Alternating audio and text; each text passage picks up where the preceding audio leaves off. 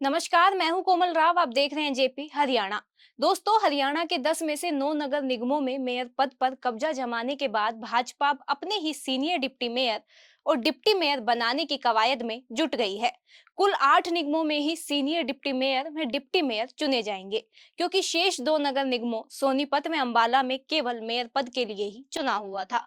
हालांकि इस काम में अभी 2 महीने से अधिक का समय बचा हुआ है, मगर निगम पार्षदों में दूसरे व तीसरे नंबर की कुर्सी हासिल करने की दौड़ शुरू हो चुकी है। जिन नगर निकायों में भाजपा को अपने दम पर पूर्ण बहुमत मिला है, वहां पार्टी के सामने जहां सामंजस्य बिठाने की चुनौती है, और वहीं जहां पर बहुमत का आंकड़ा दूर है, वहां संख्या बल जुटाने की चुनौती है। अभी पार्टी के अंदर और पार्षदों के बीच सीनियर डिप्टी मेयर और डिप्टी मेयर की जो जंग शुरू हुई है, उसकी तस्वीर अभी धुंधली है। अभी नवनिर्वाचित पार्षद एक दूसरे का मन टटोल रहे हैं और जातिगत समीकरण साध रहे हैं। मानेसर को छोड़कर भाजपा को शेष 7 नगर निगमों में पूर्ण बहुमत मिला हुआ है, लेकिन पार्टी के सामने नाम तय करने की चुनौती तो रहेगी ही। यमुनानगर में भाजपा के 22 में से 21, रोहतक में 22 में से 14, करनाल में 20 में से 15, हिसार में 20 में से 17, फरीदाबाद में 46 में से 39, पानीपत में 26 में से 23, गुरुग्राम में 36 में से 24 और मानेसर में 20 में से 7 पार्षद चुनाव जीते हैं। प्रत्यक्ष में देखें तो भाजपा के लिए 7 नगर निगमों में किसी तरह की मुश्किल नहीं है। गुरुग्राम में फरीदाबाद सहित 7 जगह गेम भाजपा की मुट्ठी में नजर आ रहा है, जबकि मानेसर में मामला टेढ़ा है। अब यह सवाल मन में उठ रहा होगा कि जब गेम भाजपा के हाथ में है तो फिर लड़ाई किस बात की। इसका जवाब गुरुग्राम से शुरू करते हैं। गुरुग्राम में जातीय समीकरण देखें तो यहाँ पर यादव समाज से सर्वाधिक 9, जाट समाज के 7, गुर्जर समाज के 5, अनुसूचित जाति से 4 और ब्राह्मण, पंजाबी, सैनी व राजपूत समाज से 2-2 पार्षद चुनाव जीते हैं। वैश्य, नाई व सुनार समाज से एक-एक पार्षद ने बाजी जीती है।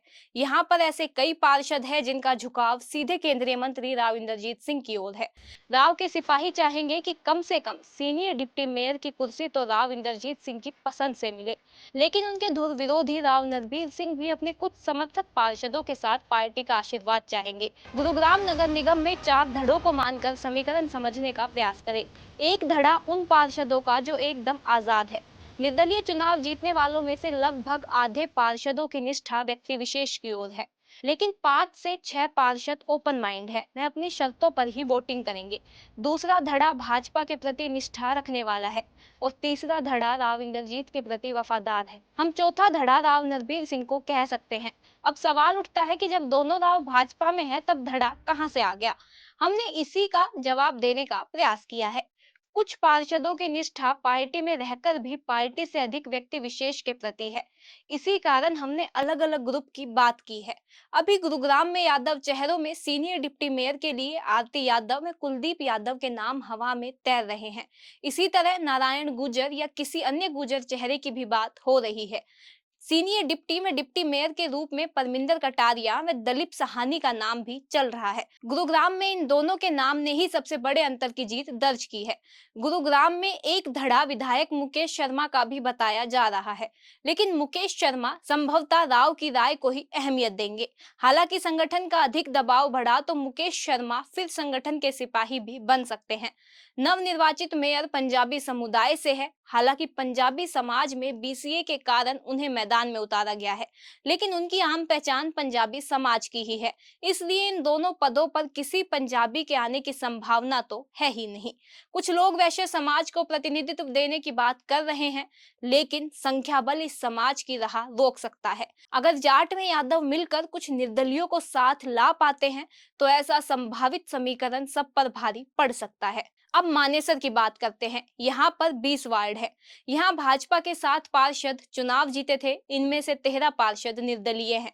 इनमें से अधिकांश का झुकाव राव इंद्रजीत सिंह की ओर है। मीडिया रिपोर्ट्स में मानेसर में सीनियर डिप्टी मेयर की संभावना कम बताई जा रही है।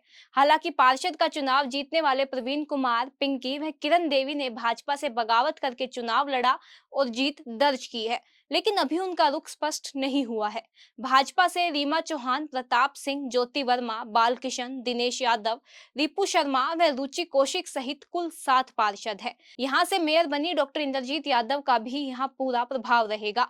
मौजूदा परिस्थितियों में मानेसर में राव इंद्रजीत की पसंद को अहमियत मिल सकती है और पार्टी भी देर सवेर राव की पसंद को भाजपाई बना सकती है। इस खबर में आज के लिए इतना ही। अगर आपको हमारी खबरें अच्छी लगती हैं तो चैनल को सब्सक्राइब करें, वीडियोस को लाइक करें, शेयर करें और कमेंट करना न भूलें। धन्यवाद।